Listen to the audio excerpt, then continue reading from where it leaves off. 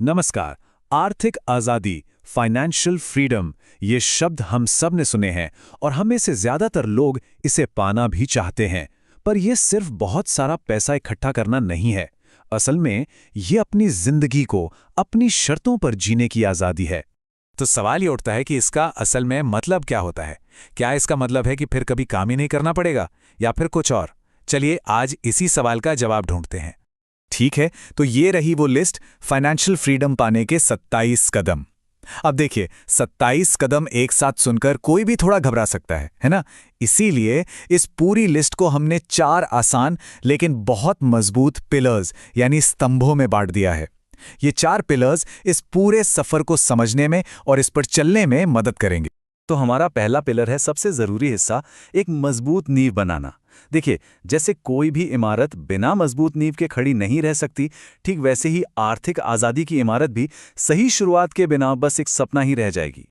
तो इस मजबूत नींव की 3 सबसे जरूरी ईंटें हैं।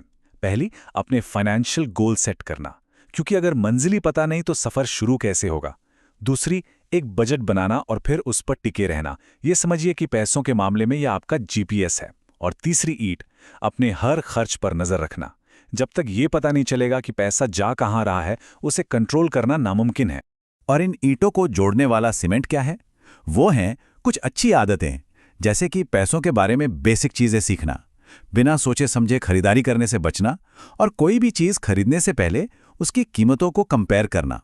ये छोटी छोटी आदतें ही लंबे समय में बहुत बड़ा फर्क पैदा करती हैं। तो चले, नींव तो तैयार हो गई। अब बारी है दूसरे पिलर की, यानी अपनी सुरक्षा की दीवारें खड़ी करना। ये वो सुरक्षा कवच है जो हमें जिंदगी के अचानक आने वाले उतार चढ़ाव और मुश्किलों से बचाता है। अब इस सुरक्षा की दीवार का सबसे जरूरी नियम क्या है? वो है ये नंबर 20%। लक्ष्य ये होना चाहिए कि अपनी आमदनी का कम से कम 20% हिस्सा बचाया जाए। ये बचत ही उस सुरक्षा कवच का सबसे मजबूत हिस्सा है। इस 20% बचत के अलावा इस कवच में कुछ और चीजें भी हैं। पहला है इमरजेंसी फंड, जो अचानक आई मुश्किलों में आपका पहला साथी है। दूसरा, कर्ज चुकाना, खास तौर पर वो महंगे वाले कर्ज जो अंदर ही अंदर आपकी फाइनेंशियल हेल्थ को कमजोर करते हैं।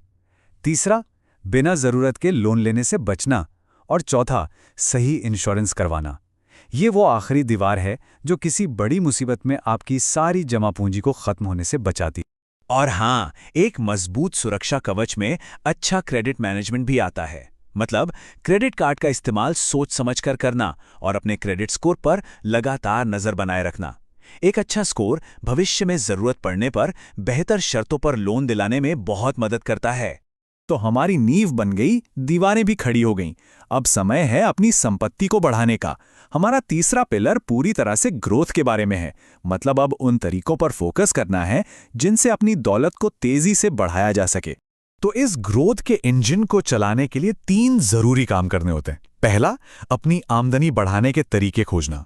दूसरा, सिर्फ बचत नहीं बल्कि उस बचत को समझदारी से इन्वेस्ट करना। और तीसरा, जो शायद सबसे जरूरी है, कि इन्वेस्टमेंट से हुई कमाई को वापस इन्वेस्ट कर देना।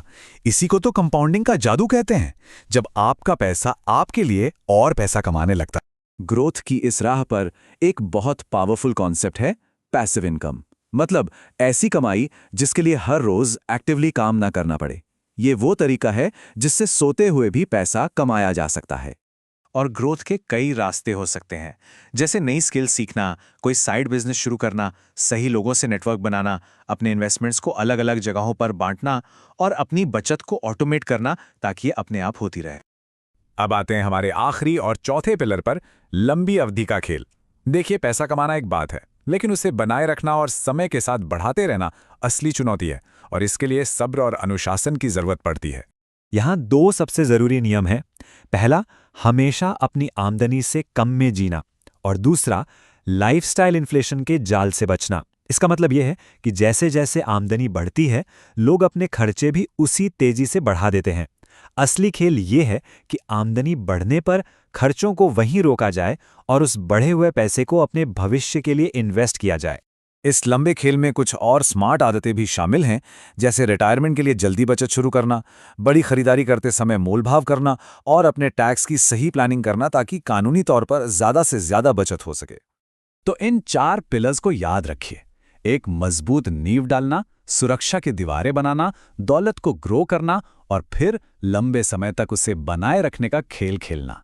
बस यही है आर्थिक आज़ादी का पूरा ढांचा। आसान लेकिन बेहद असरदार। ये सब जानना समझना बहुत अच्छा है, लेकिन असली बदलाव तो एक्शन लेने से ही आता है। तो अब सवाल ये है कि अपनी आर्थिक आज़ादी की इस इमारत को बनाने के लिए आज पहला पत्थर या पहला ब्लॉक कौन सा रखा जा रहा है?